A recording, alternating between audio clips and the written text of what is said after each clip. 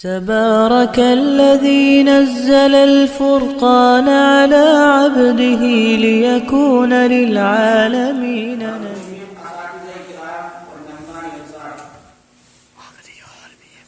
آج کی اس مجلس میں اور آج کے اس مبارک اجلاس میں میرا موضوع علماء دیوبند اور عشق رسول ہے. دعا کیجیے کہ اللہ تبارک و تعالی مجھے صحیح بات کہنے کی توفیق عطا فرمائے.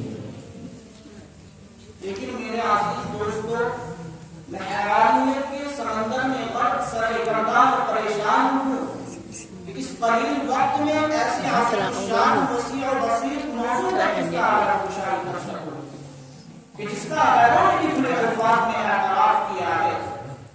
ان کی کن کن خوبیوں کو بیان کروں اور کن کن خصوصیات کو نظر انداز کروں.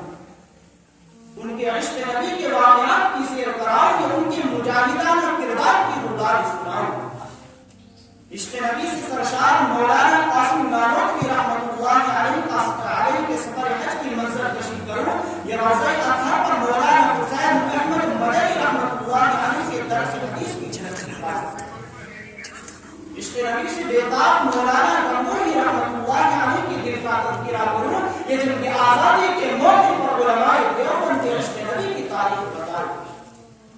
کیا کیا بتاؤں اور کہاں تک بتا سکتا ہوں. خدا جاؤ اگر تم سے ہو سکے تو علماء دیوبند کے عشق نبی کی داستان تاریخ کے ارواح سے پوچھو، مکے کی گلیوں سے پوچھو، مدینے کے ریگستانوں سے پوچھو، بالاکوٹ کی پہاڑیوں سے پوچھو، مالٹا کے قید خانوں سے پوچھو. یہ سب تمہیں علماء دیوبند کے عشق نبی کے نام میں سنائیں گے کہ جنہوں نے عشق نبی کی خاطر اپنی جان کافری کے حوالے کر دی. حق تو یہ ہے کہ اگر سرزمین دیوبند پر علماء دیوبند کی شکل میں احسان خدا نہ ہوتا تو عشق نبی کا طریقہ موجود نہ ہوتا، محبت نبی کا وجود نہ ہوتا. اگر علماء دیوبند نہ ہوتے تو ہمیں نبی سے پیار کرنا نہ آتا، نبی کو اپنے سینوں میں بسانا نہ آتا. میرے عزیز دوستو، اور ایک موقع پر مولانا قاسم نانوتوی رحمۃ اللہ علیہ کو انگریز گرفتار کرنے کے لیے آئے تو آپ 3 دن روپوش ہو کر باہر نکل گئے.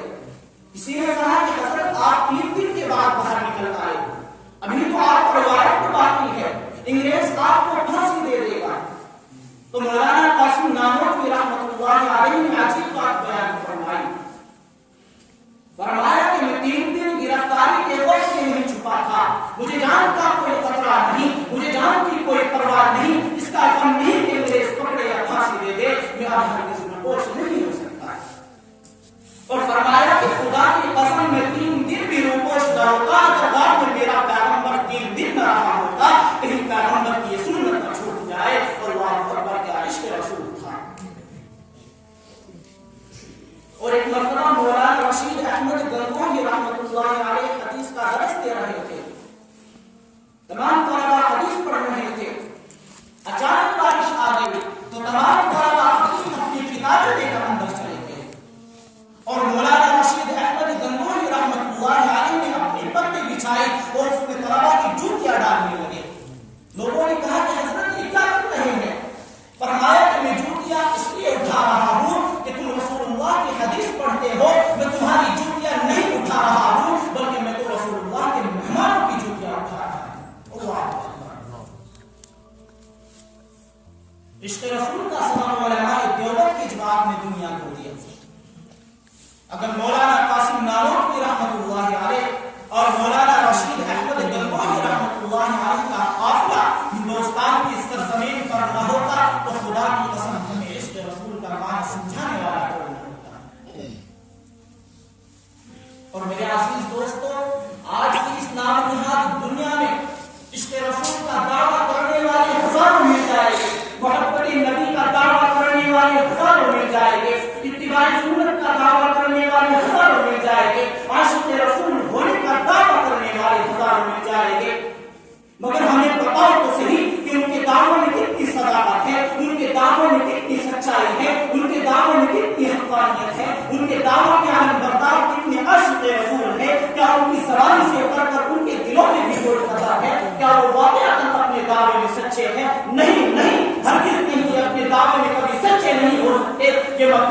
झूठे हैं, फरेबकार हैं, अवाम को धोखा देने वाले हैं। इसलिए कि अगर इश्क रसूल नाम है इसका कि जो चाहे कब्रों पर चादर चढ़ा ले, जो चाहे कब्रों पर उर्स लगा ले, जो चाहे कब्रों पर भक्तियां सिलवा ले, जो चाहे कब्रों पर नाच गाना कव्वाली की महफिल सजा ले, जो चाहे झूम झूम कर नबी की तारीफ कर ले, नबी की तारीफ में चंद अशआर कह दे, अगर इश्क रसूल इसी का नाम है तो ऐसे इश्क रसूल को हम तुम्हारे मुंह पर मारते हैं। हमें इश्क रसूल चाहिए। हुज्जतुल इस्लाम हज़रत मौलाना कासिम नानूतवी रहमतुल्लाहि अलैहि की तरह हमें इश्क रसूल चाहिए। शेखुल हिंद मौलाना महमूदुल हसन देवबंदी रहमतुल्लाहि अलैहि की तरह हमें इश्क रसूल चाहिए। बानी तबलीगी जमात मौलाना इलियास कांदरी रहमतुल्लाहि अलैहि की तरह हमें इश्क रसूल चाहिए। कुतुब आलम हज़रत मौलाना रशीद अहमद गंगोही रहमतुल्लाहि अलैहि की तरह हमें इश्क रसूल चाहिए। शेखुल इस्लाम हज़रत मौलाना हुसैन अहमद बदरी रहमतुल्लाहि अलैहि की तरह हमें इश्क रसूल चाहिए।